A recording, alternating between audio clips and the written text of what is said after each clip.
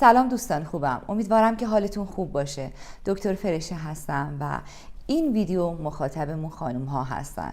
اگه دچار خشکی واژن هستین، راهکارهایی که میخوام بهتون بگم خیلی کارسازه. علتها و علائم خشکی واژن رو بشناسید. اگه درمان نشه عوارض جدی داره. میخوام راهکارهایی رو به شما بگم که بدون استفاده از هیچ داروی شیمیایی به راحتی برطرفش کنید.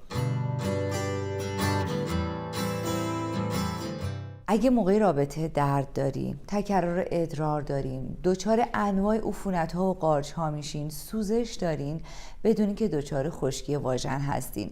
وقتی که خشکی واژن به وجود میاد، نشون دهنده اینه که رحم نازک شده، دیواره‌های رحم نازکتر از حد طبیعی شده و این مستلزم اینه که علت‌ها رو اول بشناسیم. چرا به وجود میاد؟ چرا اکثرا الان خانم‌های جوان این همه درگیر این مشکل هستن؟ دقیقاً اشکال کجاست؟ چون این مشکل برای سن‌های خیلی بالاست. اما الان داریم میبینیم که اکثرا جوان‌ها درگیرش هستن. پس یه علت مهمی داره.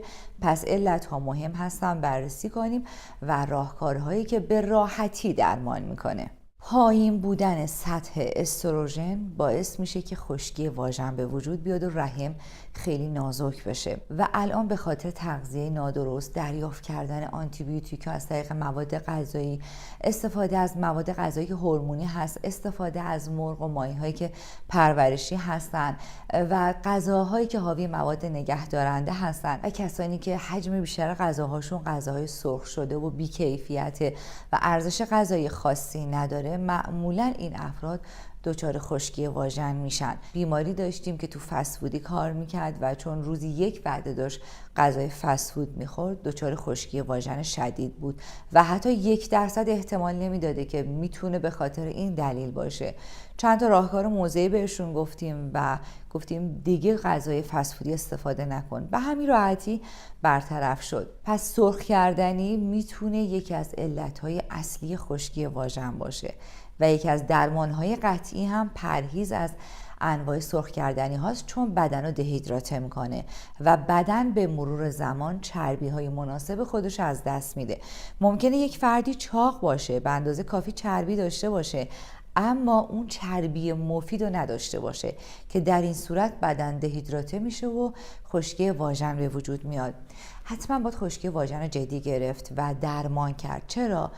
چون یه خانم اگه میخواد که سرحال باشه، با نشاط باشه و به اندازه کافی سالم باشه، اول باید رحم سلامتی داشته باشه. چون اگه رحم سلامت نباشه، اختلالات هورمونی براش به وجود میاد، دچار یائسگی زودرس میشه و خیلی وقتها هم یکی از علتهای یائسگی زودرس میتونه خشکی واژن باشه یا افرادی که یائسه شدن، یائسگی زودرس گرفتن و بعد دچار خشکی واژن شدن.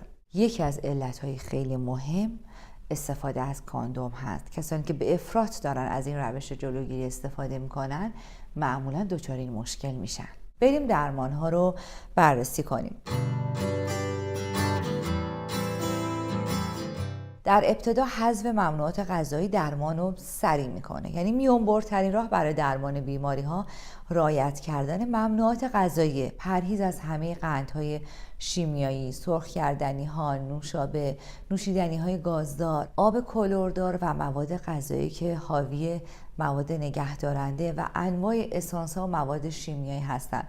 هر اندازه که از دستمون برمیاد سعی کنیم غذاهای سالم استفاده کنیم. ممکنه که 100% نتونیم این کار رو انجام بدیم، ولی هر چقدر برامون مقدوره این کار رو انجام بدیم. بعد از هر وعده غذاییتون یه قاشق روغن زیتون بخورید. وعده صبحتون ناشتا باشه، یعنی بعد از صبحانه نباشه.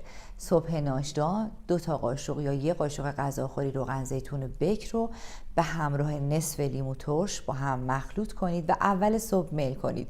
20 دقیقه هیچی نخورید تا کار خودش رو انجام بده و اون چربی مفید خشکی واژن رو برطرف کنه. قبل از ارتباط جنسی تزریق روغن زیتون داخل رحم داشته باشید. روغن زیتون بکر هم یک ترمیم کننده فوق‌العاده است و خشکی واژن رو به راحتی برطرفش میکنه، اما در هفته چند بار بدون که ارتباط داشته باشید حتما تزریق داشته باشید روغن زیتون و عسل، چون خود عسل یک رطوبت رسان هست و یک ترمیم کننده فوق‌العاده است، چون اکثر وقتا کسانی که خشکی واژن دارن کمبود خیلی از مواد مغذی رو دارن.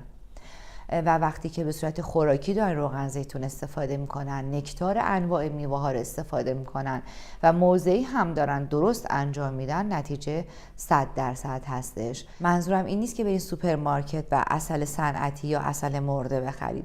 عسل زنده، عسل کاملا ارگانیک، عسل کاملا طبیعی باشه تا اون اثرات خوب داشته باشه. ختمی خیلی خوبه.